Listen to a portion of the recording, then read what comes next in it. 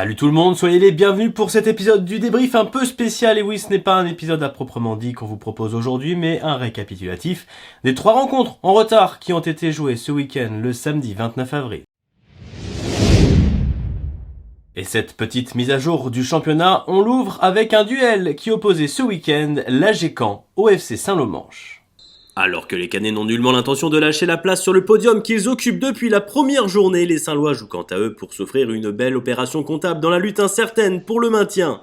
À Venoy, ce sont d'abord les Manchois qui s'illustrent, vainqueurs à l'aller. Les hommes de Mathias Restou glanent un pénalty sur cette action à la 42e minute. Baptiste Fleury ne manque alors pas l'occasion de donner l'avantage aux siens en prenant Wilfried Betfian à contre-pied.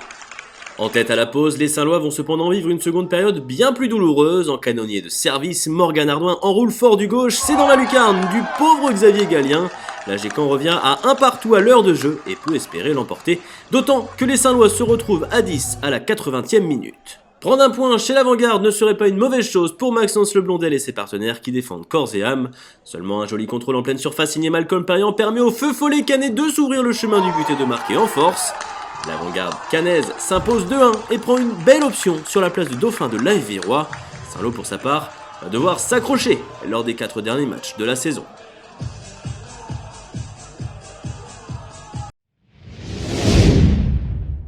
On continue le programme du débrief après la victoire à l'arraché de l'avant-garde cannaise face au FC Saint-Lô. Place désormais à un autre duel, celui qui a opposé samedi soir le SU d'Yves Cabourg et l'US Alençon.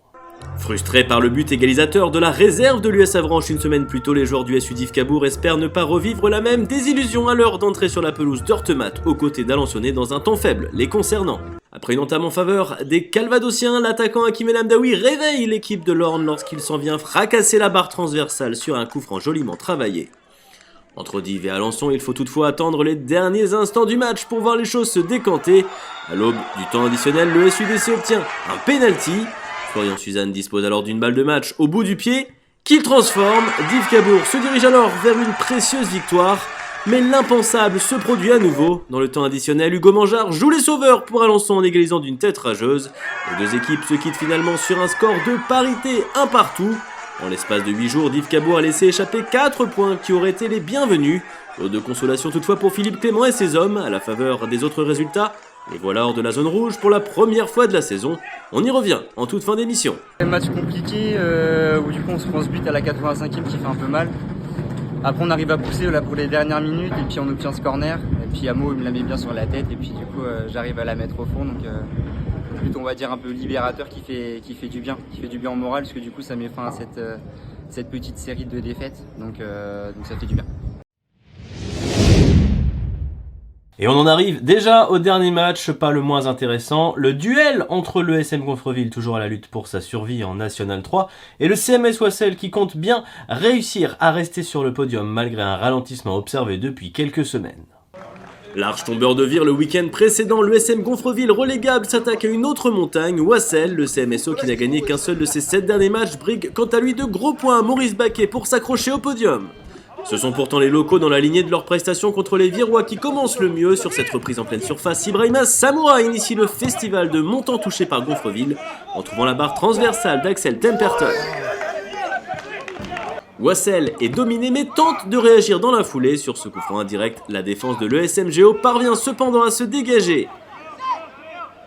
Quelques instants plus tard, Loris Goubel s'essaye à une frappe de loin, le ballon flotte, Temperton est surpris, deuxième poteau du match pour les locaux, mal payés.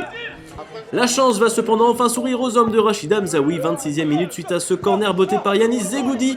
Loris Goubel temporise avant d'aller chercher Zegoudi au deuxième poteau. Bien inspiré, le joueur de 19 ans expédie une reprise stoppée qui lobe Temperton et permet à Gonfreville de concrétiser enfin ses occasions. Devant au tableau d'affichage, Johan Blin et ses partenaires ne relâchent pas leurs efforts. Sur ce beau une de plein axe, Ibrahima Samoura se présente seul face à Temperton mais a le malheur de voir sa frappe heurter le poteau. C'est la troisième fois du premier acte que les locaux touchent les montants. Wassel, toujours en vie, n'est jamais qu'à un but. En deuxième période, toutefois, les hommes de Romain Joubry n'inquiètent que très rarement l'arrière-garde qu'ils font toutefois légèrement trembler sur cette jolie combinaison. Histoire de parachever leur œuvre du jour, les Gonfrevillais s'en viennent à nouveau taper le poteau. C'est cette fois-ci Loris Ndong qui échoue à faire gonfler le score, mais qu'importe, les locaux s'imposent à nouveau et sont pleinement revenus dans le coup pour le maintien. On est hyper content, voilà, satisfait, voilà, après un match abouti. Je pense qu'on mérite notre victoire. Voilà. On s'est fait peur parce qu'à 1-0, on n'est pas à l'abri d'une égalisation. Mais sur l'ensemble du match, c'était une victoire méritée.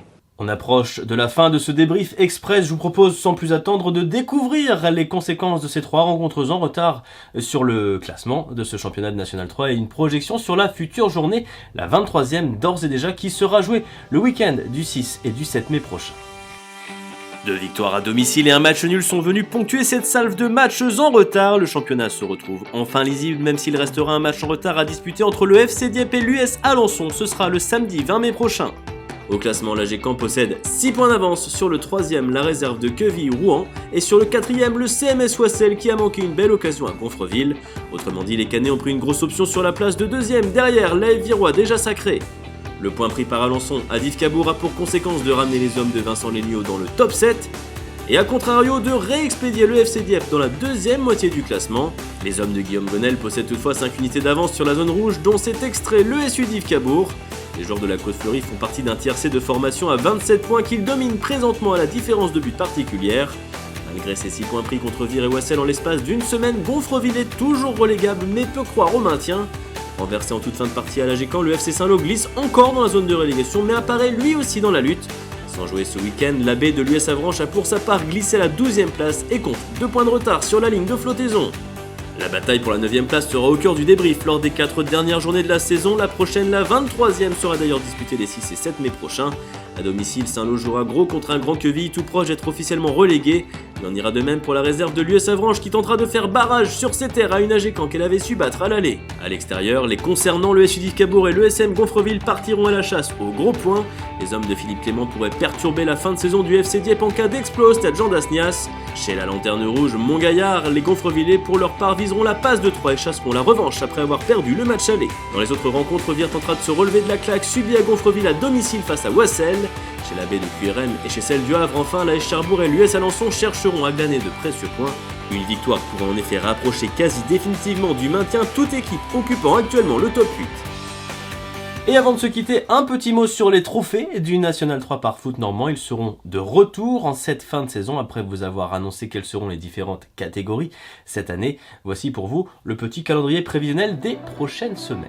Comme la saison dernière, les sélections préliminaires seront faites par les principaux acteurs du championnat. Chaque entraîneur et chaque capitaine des 14 équipes du National 3 Normand auront du mercredi 3 au mercredi 10 mai pour remettre à Foot Normand leur liste des 23 joueurs et des 2 coachs qui les ont le plus marqués cette saison. Les joueurs et entraîneurs les plus plébiscités seront regroupés par 4 dans différentes catégories. Comme la saison dernière, nous élirons le meilleur entraîneur, le meilleur espoir, le meilleur gardien et le meilleur joueur du championnat. Nous ajouterons aussi les trophées de meilleur défenseur et de meilleur milieu de terrain ainsi qu'un prix de meilleur club hôte de la saison. Les noms des finalistes seront dévoilés le lundi 15 mai lors du débrief consacré à la 24e journée. Dans la foulée, les votes seront ouverts à tous sur internet et seront clos 11 jours plus tard, le vendredi 26 mai.